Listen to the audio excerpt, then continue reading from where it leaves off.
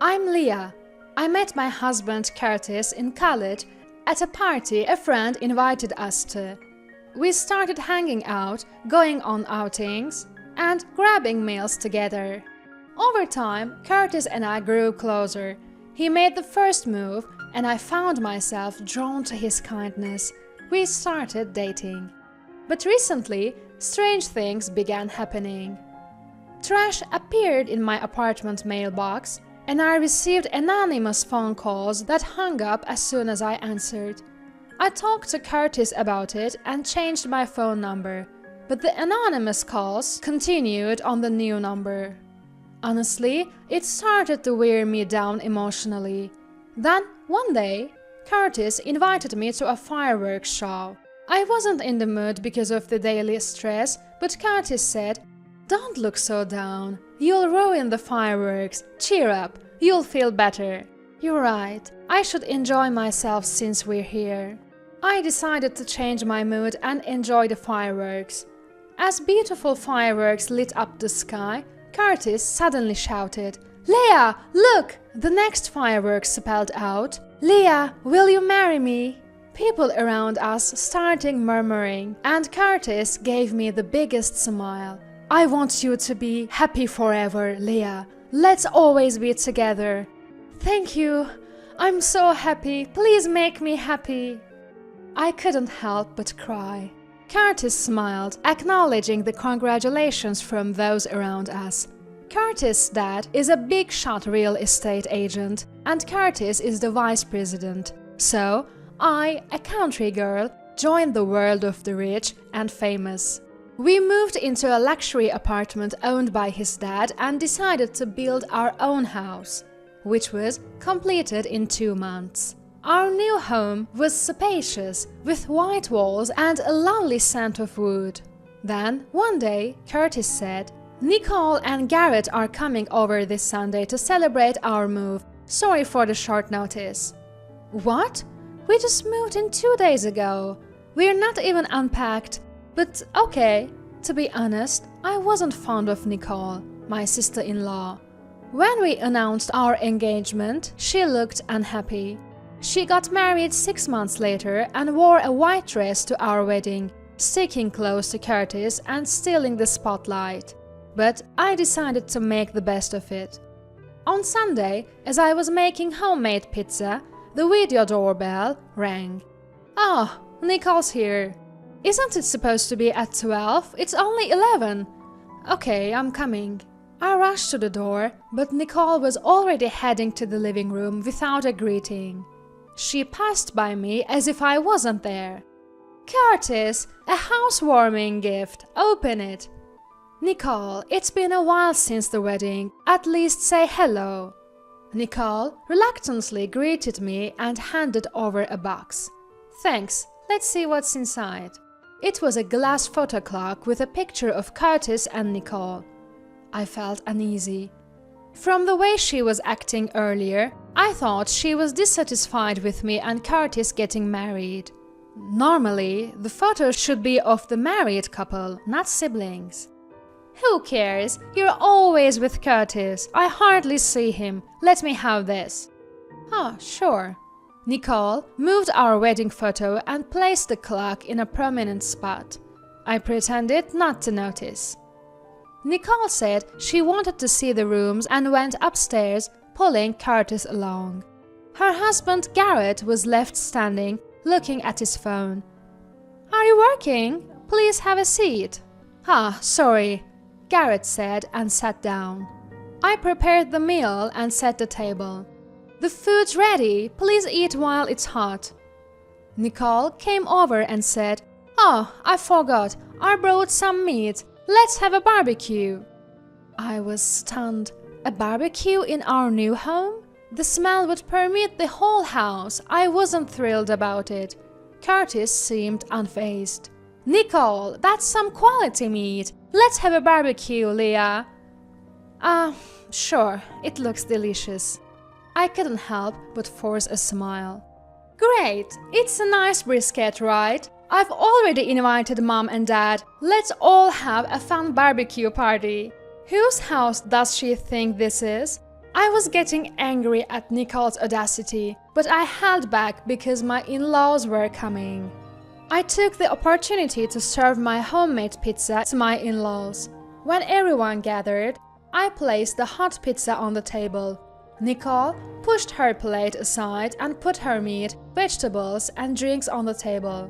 However, my mother-in-law took some pizza. "Leah, this pizza is wonderful. Try some, dear." The father-in-law agreed. "This is really good. You could open a restaurant." I love Leah's special pizza. Nicole looked displeased as she ate her pizza. "It tastes like old-school pizza. Rustic, right? Don't you think so, Garrett?"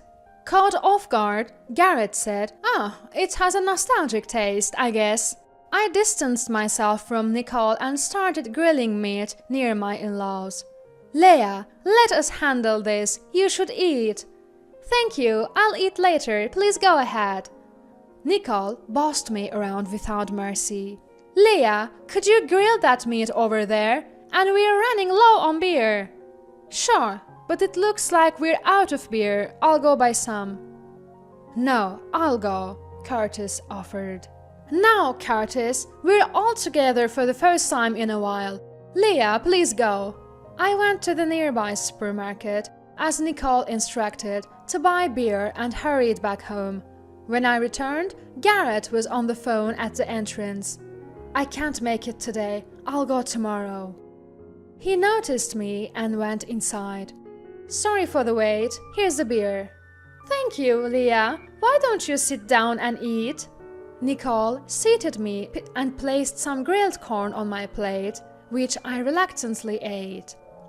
That was delicious. I'm full. How about you, Leah?" She said it as if to provoke me. "You've been treating me like a maid. I haven't even had any brisket, just corn." I managed to hold back my boiling anger. "Didn't we save some meat for Leah?" Was that for Leah? I grilled it and ate it." "It's fine. As long as everyone had fun, that's what matters. Don't worry about it." Nicole brought something from her car. "Since I ate your meat, here you go." "Thank you." Inside was a supermarket sandwich, and the bread was already stale. Still, I held back. "Curtis, Leah, sorry for dropping by unannounced. Come visit us sometime. We're leaving now." "Sure, we'll come over with Curtis. Next time, let's all go out for some good food." "Yes, looking forward to it." My in-laws had left, but Nicole and her group showed no signs of leaving. "Curtis, let's all play cards." I called Curtis into the bedroom. "Sorry, I'm not feeling well. Can we ask Nicole and the others to leave? Are you okay?" "I'll tell them. You rest for a bit." Curtis went out and spoke to Nicole and the others. "Leah's not feeling well. We'll have to call it a day, sorry." "Sure, Leah must be tired." "So we're leaving already? Why don't the three of us go to a club?" "Nicole, let's go home for today. We'll do it another time." "How about we visit your apartment next week? Our place is a mess. Let's go out for dinner next week." Okay, we'll leave for today. Thanks for having us." Nicole and Garrett hurriedly left. After they left, I asked Curtis, why aren't Nicole and Garrett getting married? "I actually don't know. I didn't even know Nicole was dating Garrett, but it's surprising they decided to get married right after we did." I became curious about Nicole and Garrett. They didn't act like a couple today, and Nicole was mostly talking to Curtis. And what was the phone call Garrett made? I decided to rest for the day since I was tired. The next day, Curtis suggested going out for dinner. Feeling better, I drove to a department store to buy clothes. As I was about to open my car door in the parking lot, another car pulled in. Garrett was in the driver's seat. A woman, not Nicole, was in the passenger seat. They were chatting happily. Is Garrett cheating? Such a nice guy. I discreetly left my car and went into the department store. I couldn't get it out of my head and ended up not buying anything. I went home and waited for Curtis. I couldn't stop thinking about what I saw. I don't like Nicole, but she is still Curtis' sister, so it bothered me. When Curtis came home, we headed to the restaurant. I was so preoccupied that I hardly ate. "Leah, you're not eating much. Not hungry? I'm going to the restroom." Curtis went to the restroom. His phone buzzed in his bag. Curious, I peeked. It was a text from Nicole. "Leah is definitely cheating. I saw her with another man. Leah and you are not a good match. Let's all live together again. You are being deceived by Leah." Nicole was making things up. It seemed she texted him daily. I was angry at myself for worrying about Nicole. Curtis returned from the restroom, picked up his phone and handkerchief, and looked serious. "Leah, there's something I've been wanting to ask. Are you cheating on me? Nicole said she saw you with another man." "I'm not cheating." "Where were you today?" "I went to look at clothes at the department store." "Did you buy anything?" "No, I didn't find anything I wanted." Curtis seemed to doubt me completely. He remained silent during dinner and went straight to our room without saying a word. The next morning, he was still silent at breakfast. "Curtis, are you misunderstanding something?" It seemed Curtis had misunderstood due to Nicole's text, my sudden outing, and the fact that I returned without buying anything. I couldn't bear to see our marriage crumble because of Nicole. I felt a surge of anger I'd been holding back, and tears flowed. I decided to go to Nicole's apartment to clear up Curtis' misunderstanding. I rang the room number I'd heard from the entrance hall's video phone, and Garrett appeared on the monitor. "It's Leah. Is Nicole there?" "Huh? She's out right now. Sorry, you came all this way." "Is that so? Garrett, can I come in? I have something to ask." "Ah, the place is a mess. I'll come to you." "About yesterday in the department store parking lot." "Yesterday's? Oh, wait, I'll open the door." The room had no table and felt uninhabited. Surprised? Nicole and I aren't actually married. We haven't even applied for a marriage license. We live separately, even though we share a room. Then who was the woman in the parking lot? That's my sister. I've always loved her, and our parents started to suspect our relationship. I began posting on a website to vent my stress. "Did you meet Nicole there?" "Yes. We realized we were in similar situations and decided to have a sham marriage." "That's why you didn't have a wedding?" "Yes. Nicole loves Curtis, not as a brother, but as a man.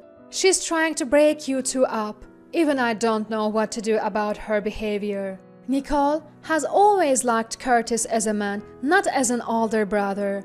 But Nicole was more concerned about her own happiness than her brother's. I returned home and invited Nicole over for dinner by phone. She arrived when Curtis was supposed to be home. "Curtis is working late today." "Then I'm leaving." I stopped Nicole. "I heard from Garrett. You two are in a sham marriage. You've been trying to break Curtis and me up.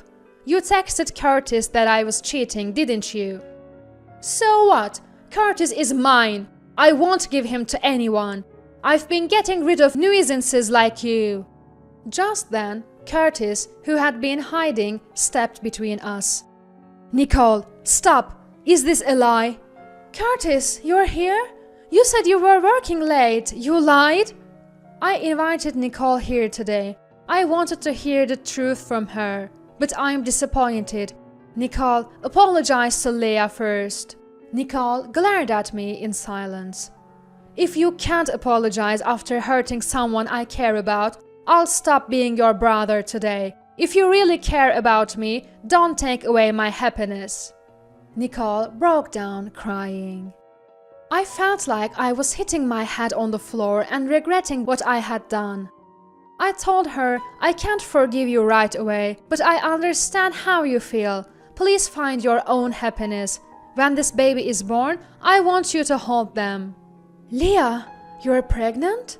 I wasn't feeling well lately, so I went to the hospital today. Curtis looked genuinely happy. Nicole came over and deeply apologized, saying, "I'm really sorry for everything." She left our home in tears. Months later, our family grew and we're living happily. I don't know where Nicole is now, but we received a letter from her after the baby was born. It contained a congratulatory message and a photo of Curtis and me smiling. Seeing that photo, I felt Nicole had finally accepted me. Despite everything, I feel truly happy now. From now on, I want to live a happy life, full of smiles, with our family of 3.